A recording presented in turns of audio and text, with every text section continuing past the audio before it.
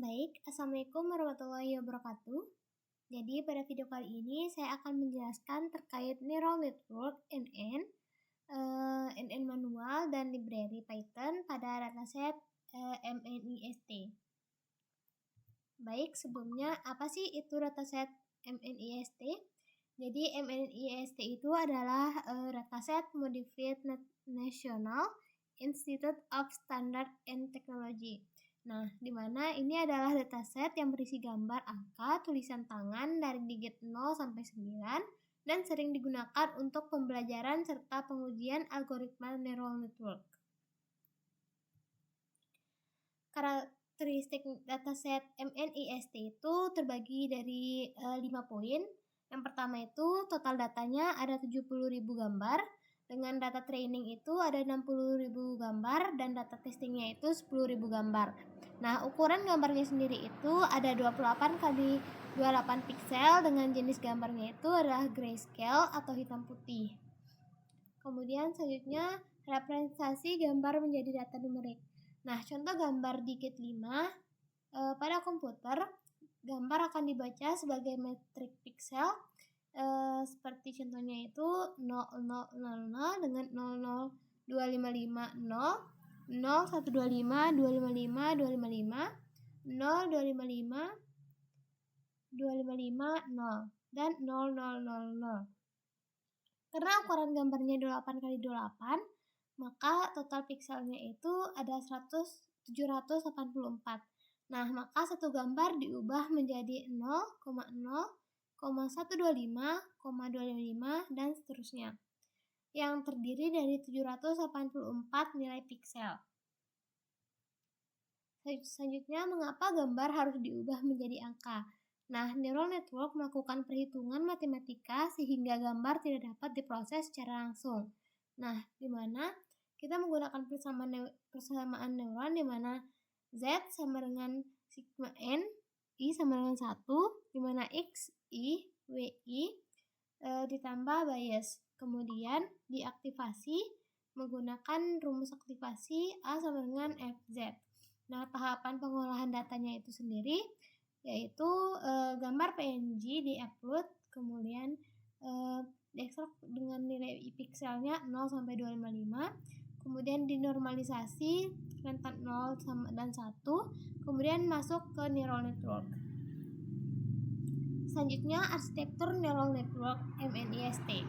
Nah, karena setiap gambar memiliki 28x28 sama dengan 784 piksel, maka arsitektur yang digunakan adalah 744, 128, 64, dan 10, yang artinya input layarnya itu ada 784, kemudian hidden layer satunya itu ada 128, kemudian hidden layer 2-nya itu ada 64, kemudian output layarnya itu ada 10. Nah, outputnya terdiri dari 10 neuron yang mewakili digit 0, 1, 2, 3, 4, 5, 6, 7, 8, sampai 9.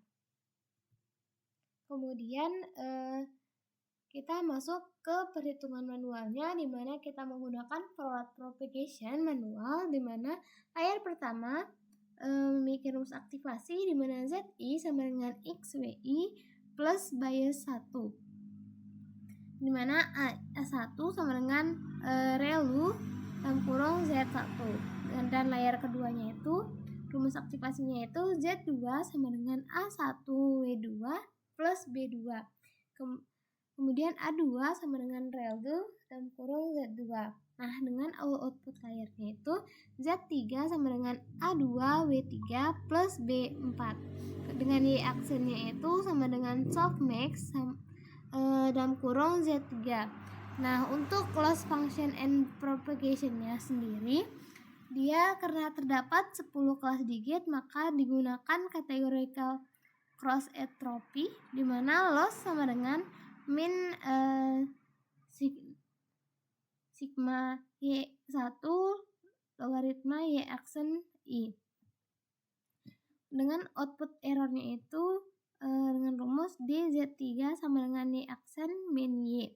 Dengan gradientsnya itu dw3 sama dengan A pangkat T A2 T dz3.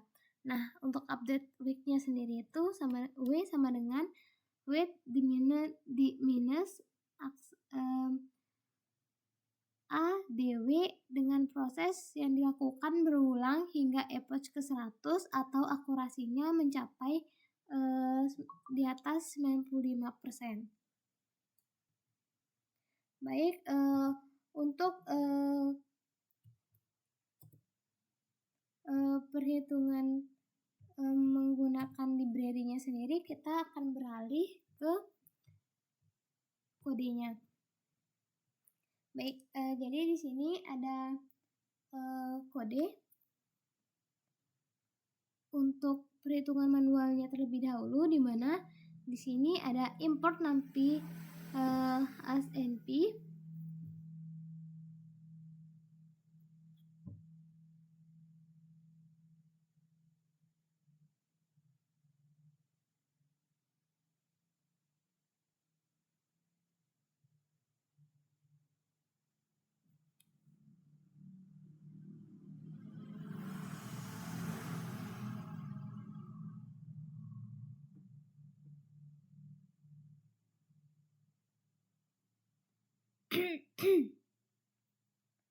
Kita masuk ke perhitungan manualnya, di mana yang pertama ini ada import numpy as np, import matplotlib, dan mungkin untuk data kodenya bisa dilihat pada tahap pertama yang mengimport beberapa library yang dibutuhkan.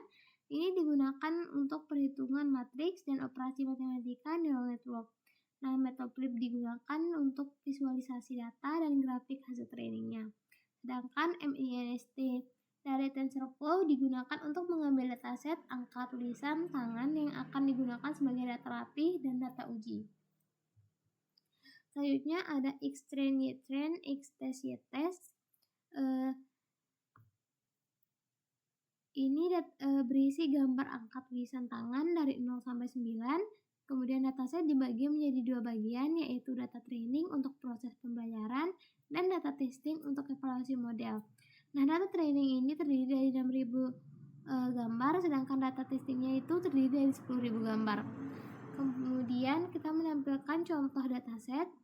Pada tahap ini menampilkan beberapa contoh gambar dari dataset MNIST, di mana setiap gambar berukuran 28x28 pixel dan memiliki label sesuai angka yang ditampilkan.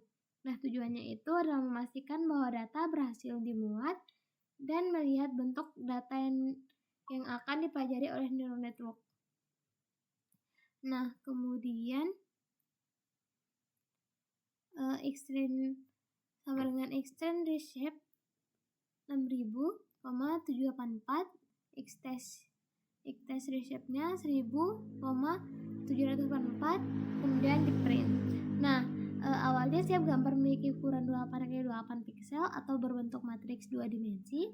Nah, karena neural network membutuhkan input dalam bentuk vektor 1 dimensi, maka setiap gambar diubah menjadi 784 fitur, karena 28 dikali 28 sama dengan 784. Nah, setelah diproses reshape, satu gambar direpresentasikan sebagai satu baris yang berisi 784 nilai pixel. Dan selanjutnya itu ada Xtrain 255.0. Ini nilai pixel pada gambar awalnya berada pada rentang 0 sampai 255. Nah, agar proses training lebih stabil dan lebih cepat, seluruh nilai pixel dinormalisasi menjadi rentang 0 sampai 1 dengan cara membagi seluruh nilai dengan 255. Kemudian ada Ytrain one shot di sini. Nah, ini karena output yang diprediksi terdiri dari 10 kelas, yaitu angka 0 sampai 9, maka labelnya diubah menjadi format one shot encoding. Nah, contohnya di sini bisa dilihat.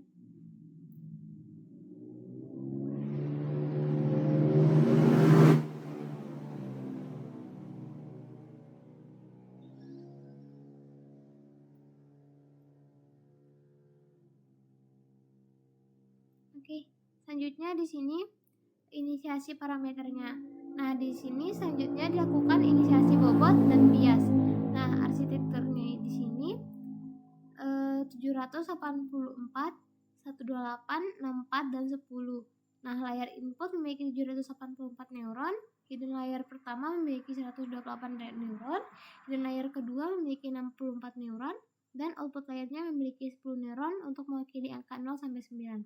Nah, bobot inisiasi ini secara acak menggunakan distribusi normal, sedangkan bias diinisiasikan dengan nilai 0. Selanjutnya itu ada ReLU, di mana pada hidden layer digunakan fungsi aktivasi ReLU atau Reciprocal Linear Unit. Kemudian ada turunan ReLU di sini, ReLU derivatif, di mana ini turunan ReLU yang digunakan pada proses backpropagation. Nah, di mana jika nilai input lebih besar dari 0, maka turunannya 1, dan jika lebih kecil atau sama dengan 0, maka turunannya 0. Kemudian ada depth of max di sini. Ini pada output layer digunakan fungsi softmax, di mana softmax di sini mengubah nilai output menjadi probabilitas. Nah, contohnya di sini bisa dilihat. Selanjutnya ada forward, di mana tahap berikutnya adalah forward propagation, di mana alurnya itu kita menginputkan data, kemudian menuju ke layar 1, kemudian diaktifasi menggunakan ReLU, kemudian menuju layar 2, dan diaktifasi lagi menggunakan ReLU, kemudian menuju output layer, kemudian di softmax, dan akan memunculkan hasil prediksi. Nah, input dikalikan proses ini dilakukan berulang hingga menghasilkan probabilitas pada output layer. Oke, selanjutnya ada depth compute loss, di mana setelah memperoleh prediksi, langkah berikutnya adalah menghitung loss menggunakan cross entropy. Nah, ini mengukur perbedaan antara label sebenarnya dan hasil prediksi model. Semakin kecil nilai loss, berarti prediksi model semakin baik. Kemudian ada akurasi di sini, di mana selain loss, kita juga menghitung akurasinya, di mana menunjukkan presentasi prediksi yang benar dibandingkan seluruh data. Nah, semakin tinggi akurasi berarti performa model semakin baik. Selanjutnya itu ada back forward, di mana setelah loss dihitung dilakukan proses backpropagation, dan tujuan backpropagation ini adalah menghitung gradient setiap bobot dan bias menggunakan change rules. Nah, urutannya itu ada loss menuju output layer, kemudian hidden layer 2, baru ke hidden layer 1. Nah, setelah gradient diperoleh, bobot diperbarui menggunakan dari gradient descent, di mana rumusnya itu W baru sama dengan W lama dikurangi A dl per dw. Nah, proses ini membuat model belajar dan memperkecil kesalahan secara bertahap. Kemudian ada for epoch di sini, di mana kita pada tahap ini melakukan proses training selama 50 epoch, dan setiap epochnya model ini melakukan forward propagation, menghitung loss, menghitung akurasi, menjalankan back propagation, dan memperbarui bobot. Ini dia. Kemudian selanjutnya itu ada grafik loss dan akurasi. Nah, ini hasil training divisualisasikan dalam bentuk grafik. Nah, grafik pertama menunjukkan perubahan loss, kemudian grafik kedua menunjukkan perubahan akurasinya. Model yang baik biasanya menunjukkan loss yang terus menurun dan akurasi yang terus meningkat.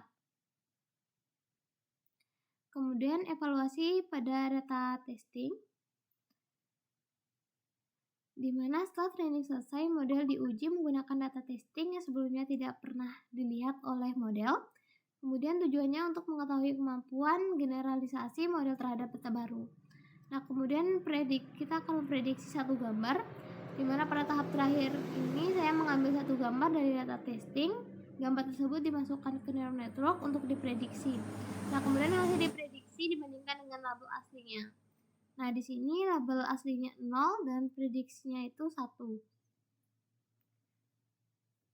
Baik, secara keseluruhan mungkin cukup sekian untuk penjelasan kali ini. Kurang lebihnya saya mohon maaf. Wassalamualaikum warahmatullahi wabarakatuh.